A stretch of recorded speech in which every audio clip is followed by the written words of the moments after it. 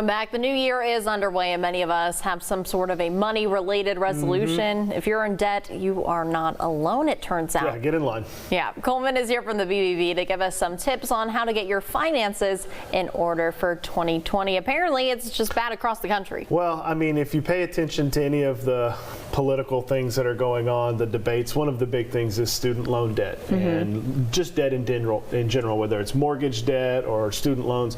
It's a big deal. We're talking folks that have trillions and trillions and trillions of dollars in debt nationally, and it's hard to get out of, but it is possible.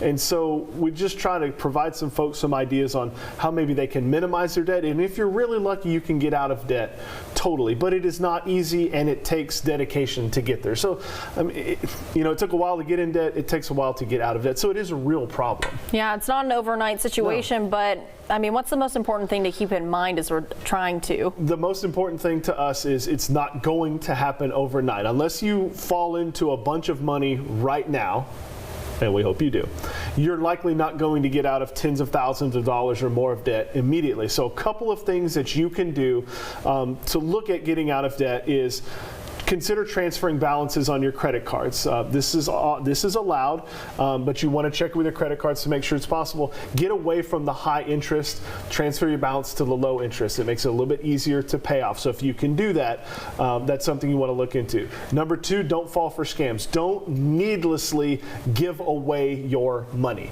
either by bad business or getting scammed. Don't feel like you have to give money away to try to get something in return just because it sounds good. So that's where we encourage you to come to us and do your homework.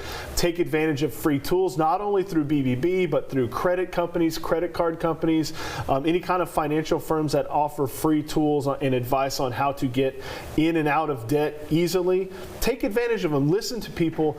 So there are smart people that want to help you with this. And then the biggest one, and this is the one I cannot stress enough, start a budget. Go home, write down on a piece of paper, say, what are my fixed costs? My house, my car, the electric bill. These are needs, right? These are things that I absolutely have to pay for, needs.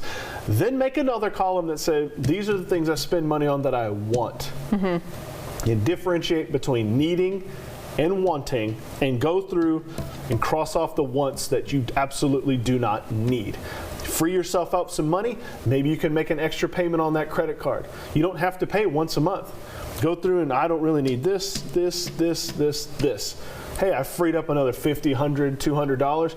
Put it towards that credit card that you've transferred the balance over and watch the principal go away.